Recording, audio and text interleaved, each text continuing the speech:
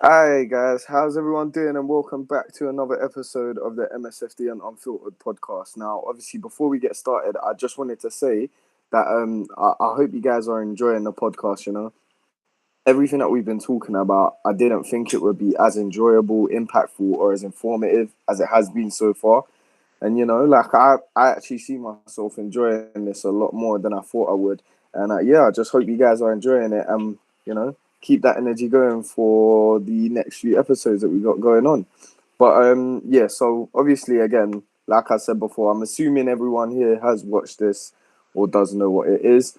But for anyone who doesn't, basically, this podcast is going to be focused on the personal, creative, and professional development that young people go through in their life, and all the different factors that can sort of affect it.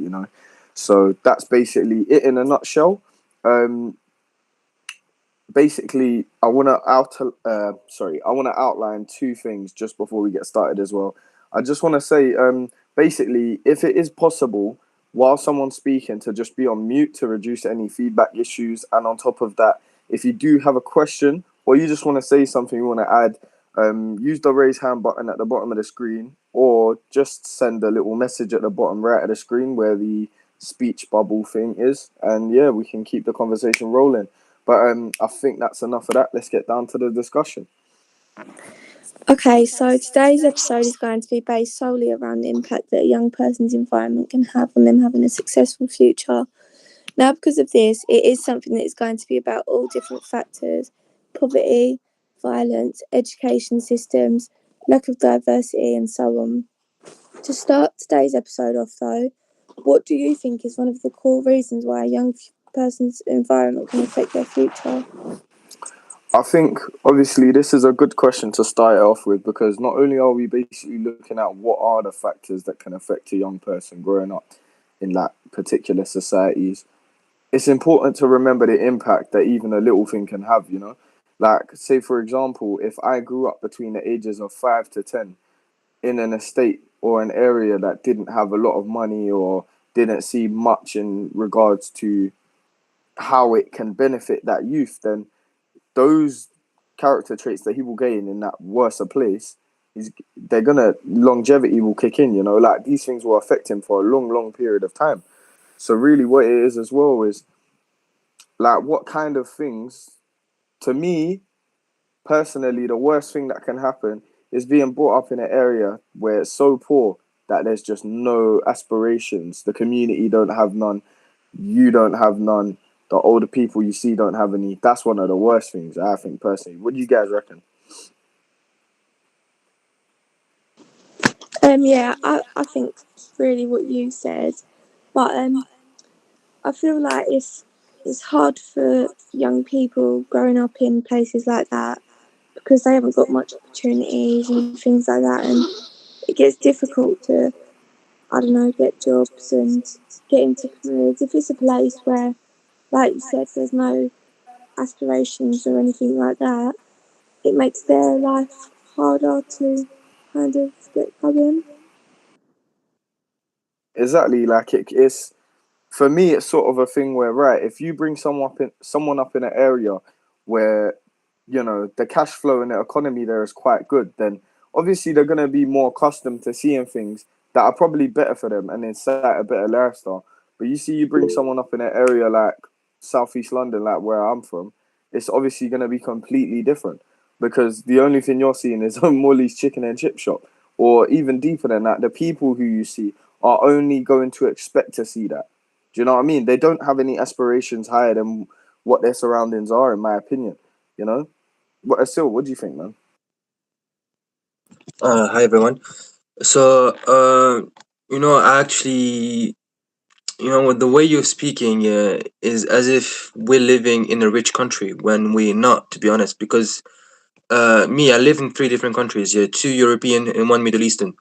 And in that Middle Eastern is considered kind of under modern, if you see what I mean. But when I live there, I feel richer than ever because we're not we haven't been built in a way where everything is made for us automatic. If you go to the toilet, you can just flush it. If you want to access to transports, you can just get a ticket for the bus. It's not that expensive on the short term, obviously, and so on and so forth. And as you grow up, as you get educated this way, uh, that's where you see if you're rich or if you're poor, because you get poorly educated, you don't have the good habits that you're supposed to have. Like most of the time, yeah, you're gonna see people either too skinny or overweight. You're gonna see them eating unhealthy. You're gonna see them getting lazier and lazier and lazier. Whereas if you go to an African country or Middle Eastern country or even Asian countries, yeah, they um they live the rich life as I see it. Because in the end of the day, if you bring one of them, let's say an African young man or Arab young man, you bring them in the UK, who do you think is more likely to succeed? Someone who grew up in the UK and got educated in the UK, or someone who came abroad and having all the tools that we have right now? They will make a better use of it. So I think that's where the I mean, that's something actually that we can realize at school. For example, me, I wasn't born here, and most of the people I'm friends with were not born here, and they succeeded the most in school, especially. No, I completely get you. I feel like that's the interesting thing as well. Is like, yeah, like Russell saying, not growing up with a lot can make you hungry. But this is the thing, like, I think the UK is different from like third world countries because obviously, like my heritage is Pakistan and the Caribbean, so I know what it's like in Pakistan. You walk down the road, every 2 minutes there's a child who needs money, and he's working for someone who needs money, so he's getting 10, 100 thousands worth of their money, which is only a tenner here, to give it to him and get nothing back. Anyway, my point is like over there it's different because their obsession with success is different from kids here. Over there, if you're poor, there's no handouts. Do you get it? There's no, oh, but we can put you into this until you get to that point where you want to be. There's just nothing. Do you know what I mean? Where here, it's like you were saying, you can sort of be comfortable with not achieving anything. And that's what makes society and your environment so much more impactful here as well. Because if you don't have nothing, you don't care that you don't have nothing. Some people don't. Do you know what I mean? Not everyone, but I feel like it's when you grow up in a environment where that is all it is, then how can you see it any further? Do you get what I mean? A lot of these kids will go to school, zero attainment, come out with no GCSEs, zero future, any life goals. Nah, not really. And it's because they ain't really like actually stepped outside of that place where they was brought up to behave like. Do you know what I mean? Where yeah, man, I feel like that. I've seen it a lot myself as well. Is like if a person's from an estate, a lot of the time they actually don't even leave their estate. They probably ain't even been on holiday. Things like this. So it's like that mentality does stick to them, and that ends up being who they are in a way. Is like, yep, this is where I am. This is where I'm from. I don't really care too much. Da da da da da. Do you know what I mean? So what do you guys think? Anyone got any feelings about that or opinions? Yeah, go ahead, Asil. Totally agree with what you just said, and moreover on that is, when you said that they like if they don't achieve anything, uh, doesn't matter to them, but can they afford that? That's the question. Because if, let's say, for example, me or you, yeah, I don't know about how you grew up, but me, personally, I grew up in Western manner. Okay, I don't know, like if I'm being homeless right now, I will not be able to do most of the stuff that people do in other non-Western countries, and so me, I cannot afford it. So that makes me even poorer, if you see what I mean. Whereas if you bring someone who grew up, I don't know, maybe in a village, in a farm, or someone who grew up in the desert or whatever, yeah, they have to adapt, and they've been adapting since they were kids. Their parents taught them that, or whoever they lived with, and this allows them uh, to live in under such circumstances. So, in the end of the day, are they really poor, or are we the ones who are poor? See, that's the interesting question though, because that sort of leans into more of a question of what is poverty? Do you know what I mean? Like, what makes a person poor? Is it their outlook on life, or is it the tools that they're given? Because to me, it's more about a person's outlook on life. Do you know what I mean? I don't have to have certain equipments and tools, even though, yes, it will make me less able to do certain jobs. Like, I might not have the best, but I'm talking like in general terms. I don't have to have expensive garments and clothes for me to be a person who isn't poor. Poverty is being like, I'm comfortable not having anything for the rest of my life, which a lot of people do have that sort of mentality. Do you know what I mean?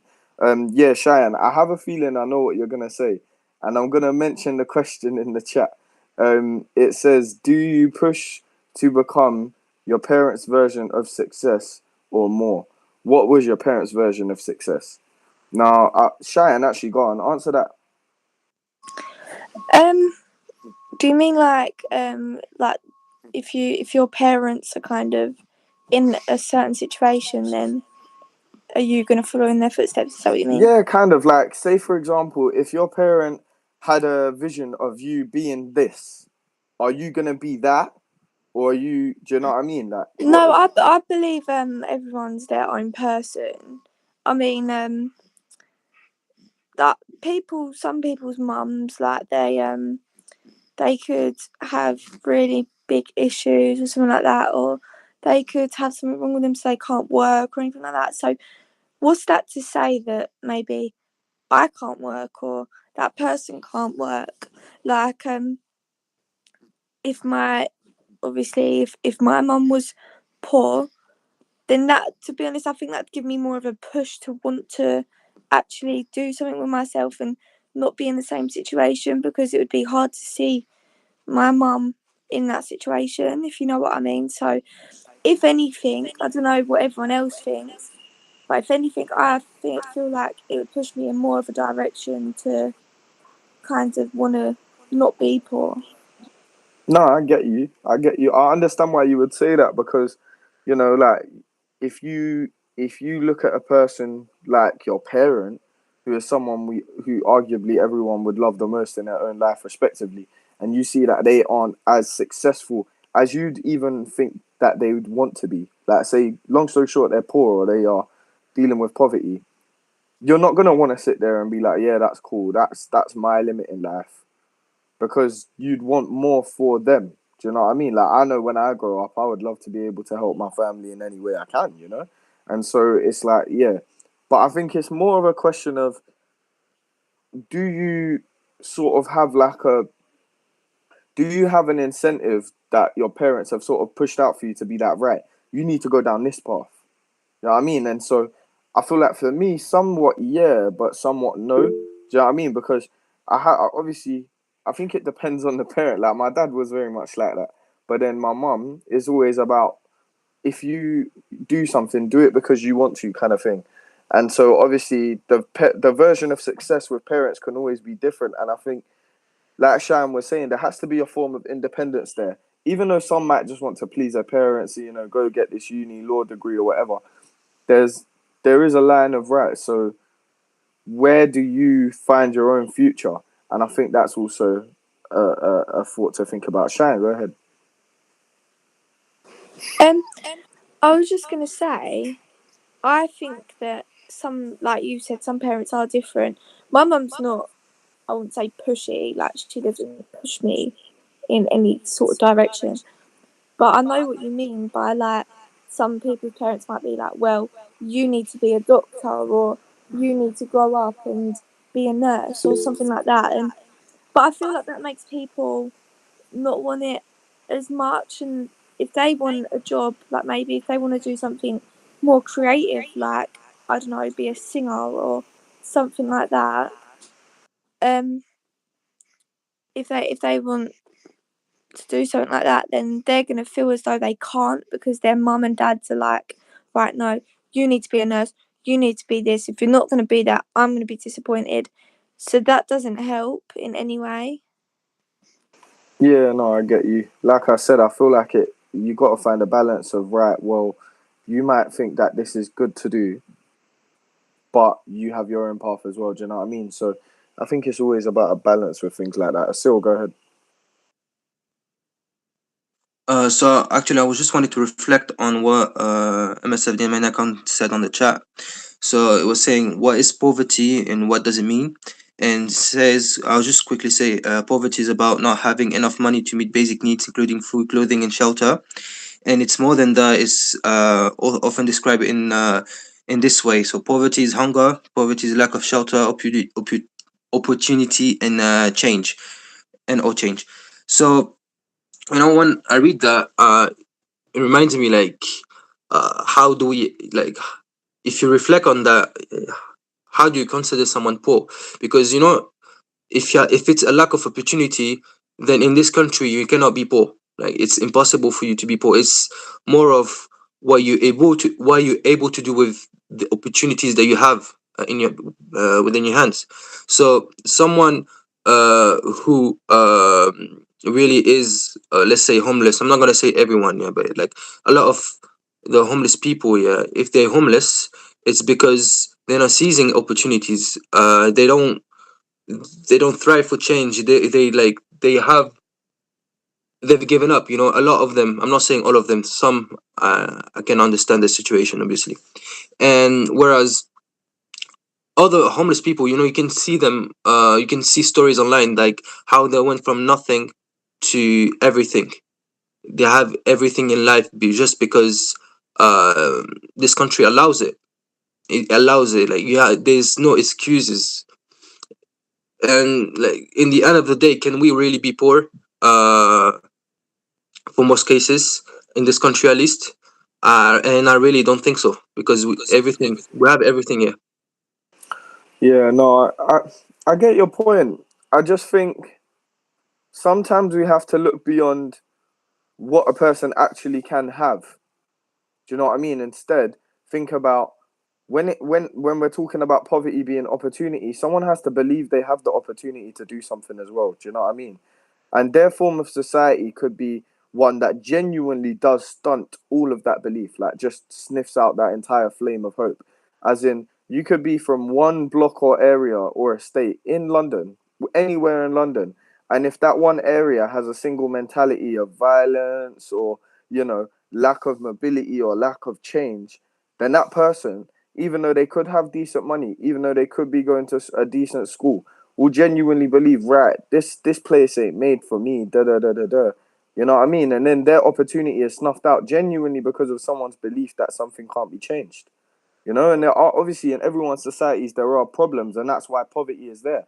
You know, that's why not 100%, not over 50% of people who have over £1 million worth of money are in the UK. Like, a lot of us are poorer than that. It's because of the sense of opportunity at the end of the day. Like you were saying, being able to have that opportunity and say, yeah, I can make something out of nothing. Da, da, da.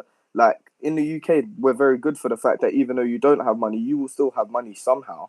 But the point is, can a person get beyond that? I don't know. I personally think it's a lot harder than we come to believe. Do you know what I mean? Cheyenne was first. Go ahead, Cheyenne. I believe sometimes, obviously, like Asil said, some people, like, they have different circumstances. But sometimes I feel as though if people are homeless, it is because of their own actions, kind of, because we do have a lot of help in the UK. If someone loses where they live or something like that, if it isn't down to something they've done, you will get help from the council and stuff like that. Like, it's just, if you're going to take it or you're going to ruin the opportunity or whatever.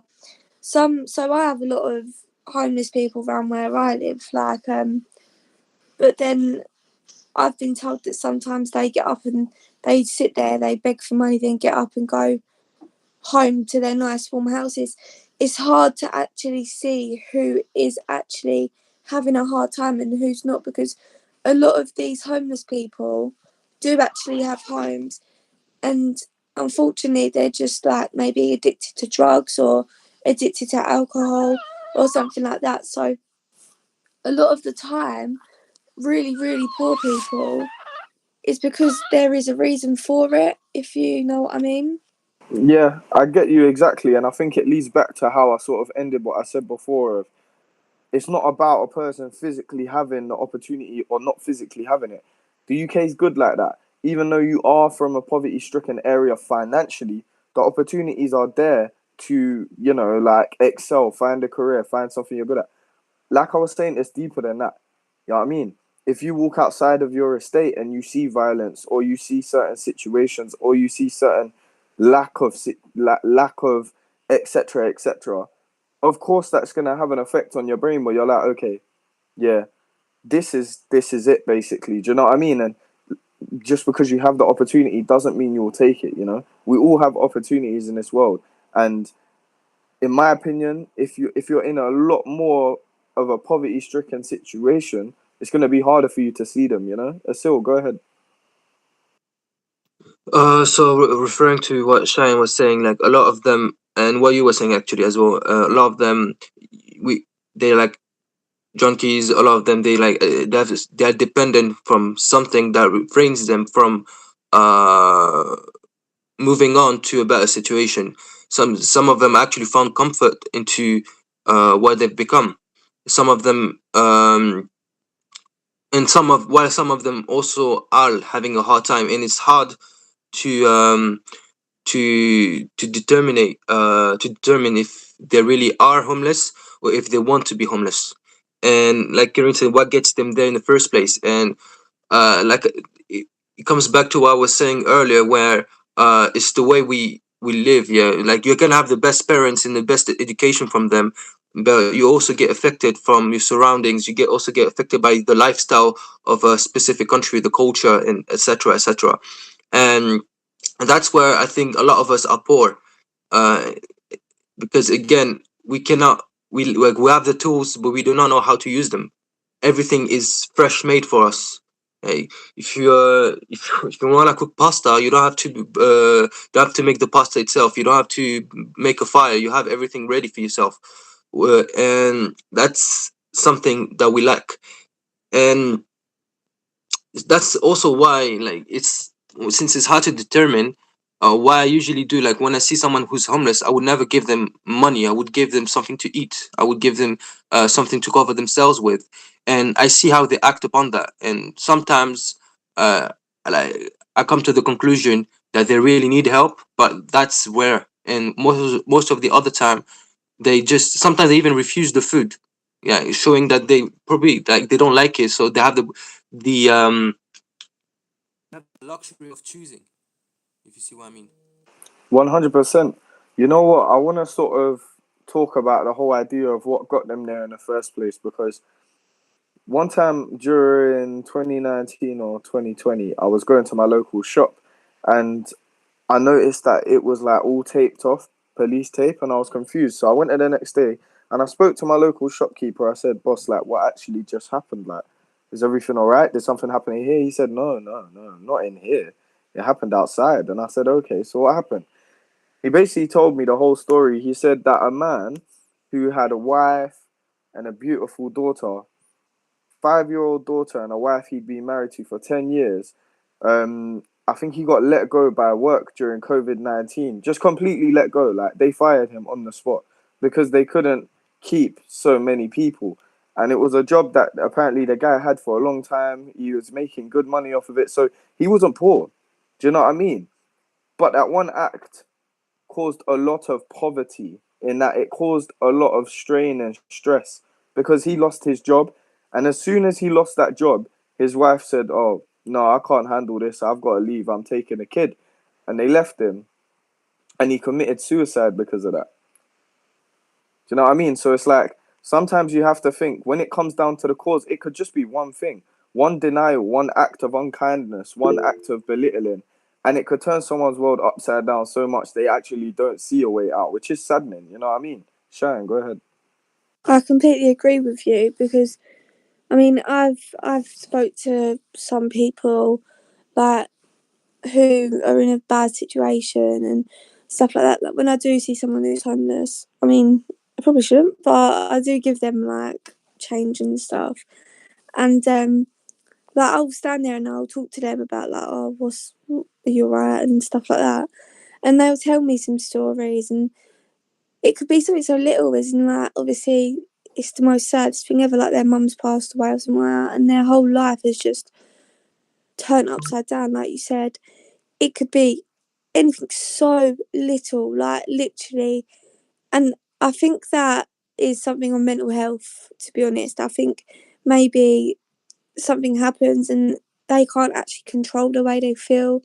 They take it out on other stuff and it gets hard for them. So they try to find a way out, maybe of on drugs or drinking alcohol or something like that. And they get so carried away. They get a bit of money or something like that. Like they'll get paid their money every month. And in their head, the first thing they want is their drugs or their alcohol. And they're not thinking about, oh, maybe if I put £100 away or something like that, maybe I can go to the council or private rent or something like that, and they will help me. So it's hard for them. Yeah, 100%. I think it's sad, isn't it, when you think that someone's situation could have been caused by something so little, you know? Like, I've been stopped on the train multiple times by homeless people just telling me their situation, and they're saying, oh, can you spare me £5? And so obviously I do. Like, I'm not going to not do it because I have a heart. But it's like when they tell you their situation, then they say, oh, yeah, you know, like something happened with a missus a few years ago, and long story short, she kicked me out. And look, at the end of the day, even though they might have done something or they might have caused it, no one deserves to feel as though there ain't no hope. And I think that's the point of poverty. Is poverty, in my opinion, is someone having a lack of shelter, opportunity, or change. But it could also be a lack of hope if you stay in poverty in some ways, because it's not always about money. Like I was saying, that person who I gave an example of before, he wasn't a person who didn't have money. He had a car, he had a house, he had a child, he had a wife. He was working there for years, and it was like, okay, so the moment that went wrong for him, he couldn't handle it. It's obviously mental health, but it's obviously poverty. And yeah, I just think sometimes you've got to really look at why a person does what they do. And in my opinion, just to change this whole conversation a little bit into a different area, I feel like this is also why schools have problems with people from poverty-stricken backgrounds. And I will talk about this a bit. Is like, have you ever, well, we've all been to school, but have you ever seen people in your school who, you know, came from a poorer background, had struggle listening or attaining or retaining information, and so they were put into a lower set, or they were put with naughty children who didn't focus, and you could tell that the school just did not care. Like, do you know what I mean? What do you guys think about that? Yeah, so go ahead. First thing first, yeah, it's disgusting. Okay. And unfortunately, it's not just the poor people, it's anyone with, I'm not saying it's every school, by the way, I think you did as well. It's but a lot of schools do that, especially